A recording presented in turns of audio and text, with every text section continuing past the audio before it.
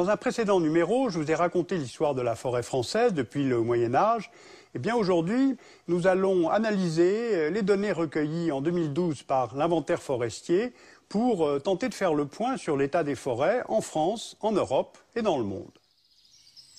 En 2011, la forêt française couvre un peu plus de 16 millions d'hectares, soit pratiquement 30% de notre territoire. Alors si on compare avec cette carte forestière du milieu du 19e, on constate que, contrairement à une idée reçue, la forêt française a pratiquement doublé en un siècle et demi. Regardez ce graphique. On passe de 9 millions d'hectares de forêt en 1840 à un peu plus de 16 millions aujourd'hui. Eh bien, les raisons de cette reconquête forestière sont multiples. En 1860, l'annexion de la Savoie et du comté de Nice apporte à la France près de 260 000 hectares de forêt supplémentaires. Mais il y a surtout la politique de reboisement initiée par Napoléon III qui va accroître la superficie forestière du pays. Après la Seconde Guerre mondiale, on constate aussi une forte progression de la forêt.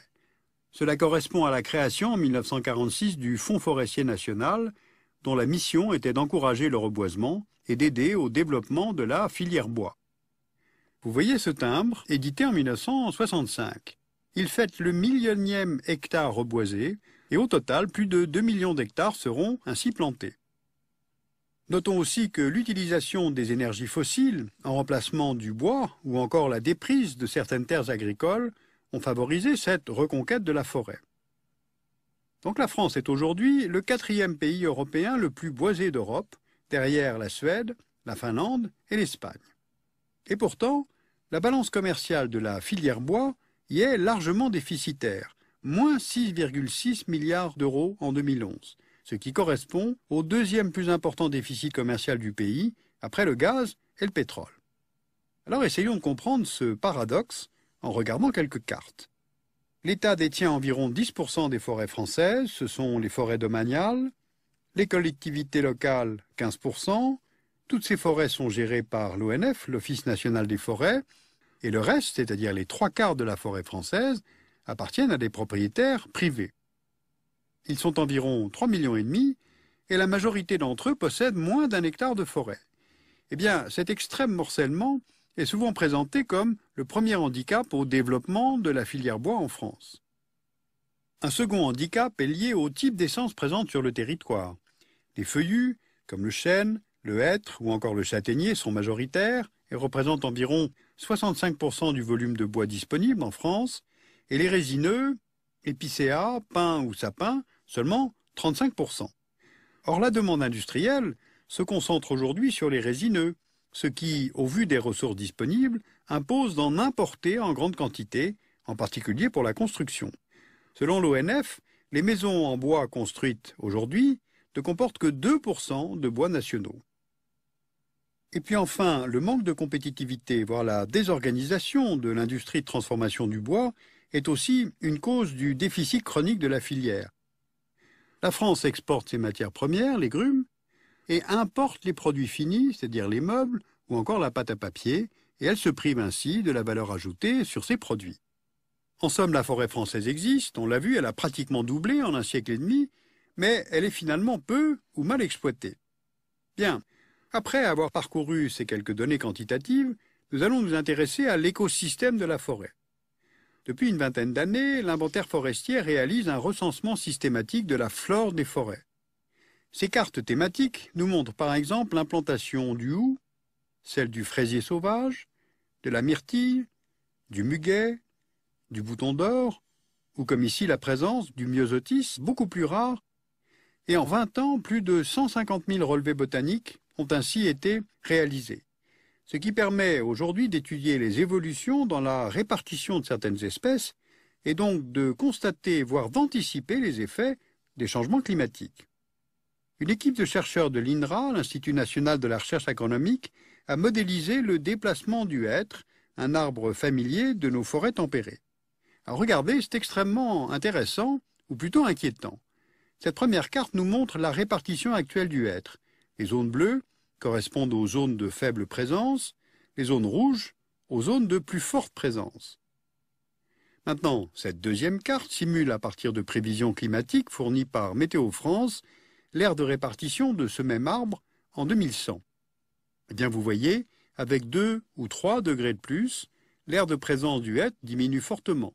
Elle se cantonne au nord-est du pays et aux régions de montagne. Alors ce type de recherche a favorisé une prise de conscience et elle a mis en évidence la nécessité d'une politique forestière élargie, tout d'abord au niveau européen.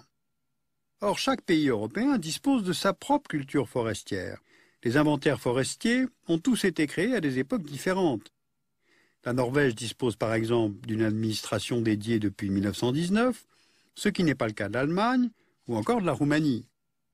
Alors finalement, en 2003, les inventaires forestiers de 22 pays se sont regroupés au sein d'un réseau nommé INFIN pour European National Forest Inventory Network. Résultat, cela favorise une cohérence et une fiabilité des données sur la forêt européenne. Maintenant, à un niveau plus institutionnel, Forest Europe réunit depuis 1990 des scientifiques, les ministres de 46 pays en charge des questions forestières, plus la Commission européenne. En 2011, un rapport est publié sur l'état des forêts européennes, Russie, Ukraine et Turquie comprises. Ce qui fait que l'Europe, au sens large, totalise un peu plus d'1 milliard d'hectares de forêts, ce qui représente le quart de la surface forestière mondiale. Au cours des 20 dernières années, la forêt européenne a gagné chaque année 800 000 hectares. Donc cette augmentation a un impact favorable sur le changement climatique, puisque les forêts contribuent à la réduction des gaz à effet de serre. On le sait, sous l'action de la lumière du soleil, les feuilles des arbres transforment l'eau et le gaz carbonique contenu dans l'atmosphère en hydrate de carbone, autrement dit, en matière organique. Cette réaction, qu'on appelle la photosynthèse, s'accompagne d'un dégagement d'oxygène. Donc la forêt est à la fois un piège pour le gaz carbonique et une usine à oxygène. Entre 2005 et 2010, environ 870 millions de tonnes de CO2 ont été absorbées chaque année par les forêts européennes. Eh bien, cela correspond à environ 10% des émissions de gaz à effet de serre des 46 pays que vous voyez là sur la carte. Alors même si plusieurs pays comme l'Estonie, la Finlande et la Russie ont accusé chaque année une perte nette de surface forestière entre 2000 et 2010, l'augmentation globale de la forêt en Europe est donc plutôt une bonne nouvelle pour la planète. Mais la mauvaise nouvelle, c'est que la forêt européenne n'est pas en très bonne santé. Toujours selon ce rapport de Forest Europe, environ 1/5 des arbres est mort ou endommagé. 11 millions d'hectares, soit 1% des forêts d'Europe, sont malades ou attaqués par des insectes. Et ce taux passe à 6% si l'on enlève la Fédération de Russie. Et puis le rapport carbone-azote dans les sols forestiers s'approche des niveaux d'alerte dans de nombreux pays. Il y a aussi les incendies qui ont gravement endommagé les forêts en Russie et en Europe du Sud. Et enfin, la fragmentation inquiétante de l'espace forestier, due surtout au développement des infrastructures de transport. Regardez cette photo aérienne qui est prise au sud d'Avignon avant 2000. On repère le Rhône et ici, un massif forestier. Maintenant, à cette image, on superpose une photo aérienne récente. On voit bien que la construction de la ligne du TGV Méditerranée a littéralement cisaillé l'espace forestier. Alors on le comprend, ce mitage des espaces naturels est une cause importante de la diminution, voire de la disparition de certaines espèces qui ne peuvent plus circuler librement. Pour finir, regardons cette carte publiée en 2011 par la FAO, l'Organisation des Nations Unies pour l'alimentation et l'agriculture. À l'échelle mondiale, les forêts occupent un peu plus de 4 milliards d'hectares, soit 31% de la superficie des terres émergées. Eh bien, la déforestation se poursuit à un rythme alarmant dans plusieurs régions du monde. Chaque année, entre 2000 et 2010, l'Amérique du Sud a perdu plus de 4 millions d'hectares de forêt, l'Afrique 3,5 millions, l'Océanie 700 000 hectares, l'Amérique du Nord est restée à peu près stable.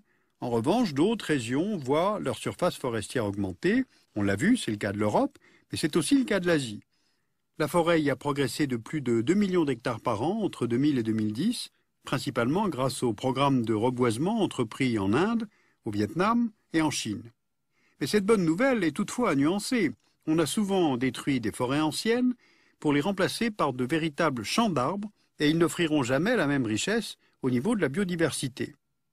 Et puis plusieurs organisations, dont le WWF, s'inquiètent du fait que la Chine a reconnu en 2002 avoir planté plus de 1 400 000 peupliers génétiquement modifiés. Bien, alors si la forêt a gagné du terrain dans certaines régions du monde ces dernières années, la perte nette de superficie boisée, globalement, reste très préoccupante. Or, quand on sait qu'à peu près 80% de la biodiversité terrestre est hébergée dans la forêt, qu'à peu près 1,5 milliard d'individus dépendent de ce milieu, on mesure ainsi l'importance des enjeux politiques, humains, économiques et environnementaux. Si vous voulez approfondir ce sujet, je vous renvoie au site internet de la FAO, l'Organisation des Nations Unies pour l'alimentation et l'agriculture, où vous pourrez télécharger le rapport sur la situation des forêts dans le monde en 2011. Je vous renvoie aussi au site Forest Europe, où vous pourrez télécharger le rapport en anglais sur l'état des forêts, mais cette fois en Europe. Et en vous connectant au portail de l'IGN, vous pourrez consulter et télécharger une grande quantité d'informations concernant la forêt française.